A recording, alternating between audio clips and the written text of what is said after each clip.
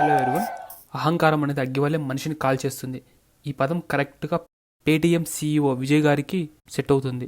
కొన్నాళ్ళ క్రితం ఆయన ఆరగన్స్ బిహేవియర్ అంతా ఇంత కాదు. తాగి నోటికి వచ్చినట్టు మాట్లాడడం, జర్నలిస్టులతో యాటిట్యూడ్తో మాట్లాడడం, ఇలా ఎన్నెన్నో నాకు బాగా గుర్తుంది. ఆయన ఒకసారి మీడియాలో వాట్సాప్ పే గురించి చాలా చీప్గా మాట్లాడాడు.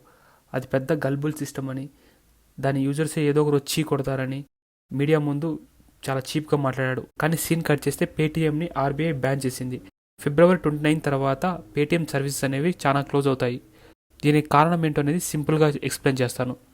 First of all, Paytm negligence అంతా ఇంత కాదు. 2018లోనే ఆర్బీఐ పేటీఎంని బ్యాన్ విధించింది. ఎందుకంటే కస్టమర్స్ పర్మిషన్ లేకుండా వాళ్ళ పేరుతో బ్యాంక్ అకౌంట్స్ ఓపెన్ చేయడం, కేవైసీ చేసుకోవాలని వచ్చిన కస్టమర్స్ని పేటీఎం పేమెంట్స్ బ్యాంక్ అకౌంట్ కూడా వాళ్ళకి తెలియకుండా, వారి కన్సెంట్ లేకుండా ఓపెన్ చేయించడం. ఇంకోటి ఏంటంటే ఈడీ 2023లో పేటీఎం ఆఫీస్లో రైడ్ చేసింది. అది ఎందుకంటే చైనీస్ లోన్ యాప్స్తో వీళ్ళకి ఇల్లీగల్ కాంట్రాక్ట్స్ ఉన్నాయని. పేటీఎం ఇన్వెస్ట్మెంట్లో చైనీస్ ఇన్వెస్టర్ చాలామంది ఉన్నారు. అంతేకాకుండా యూజ్ చేయని అకౌంట్స్ని బ్లాక్ చేసి డిలీట్ చేయకుండా మనీ లాండరింగ్ పాడిపడిందని అభియోగాలు కూడా ఉన్నాయి. అలాగే పేటీఎం ఇంటర్ఫేస్ అనేది ఎప్పుడైనా ఓపెన్ చేసి చూడండి, చాలా కన్ఫ్యూజన్గా ఉంటుంది.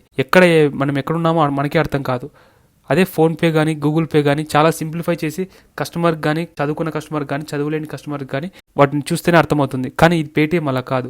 ఎన్నెన్నో దానికి పెట్టుకొని శృతి మించి, శక్తికి మించి ఎన్నో ఇన్వెస్ట్మెంట్స్ చేసి, శక్తికి మించి అన్ని విషయాల్లో అడ్డంగా దూరేసి ఇప్పుడు బొక్కబోళ్ళ పడ్డారు. మనం కూడా పేటీఎం నుంచి ఎంతో నేర్చుకోవచ్చు. Thank you for watching this video. ఈ వీడియో కానీ మీకు నచ్చినట్టయితే ఛానల్ సబ్స్క్రైబ్ చేసుకోండి. అలాగే మీరు ఏదైనా చెప్పాలనుకుంటే దయచేసి కామెంట్లో కామెంట్ చేయండి. ఇది ఛానల్కు కొంచెం హెల్ప్ అవుతుంది.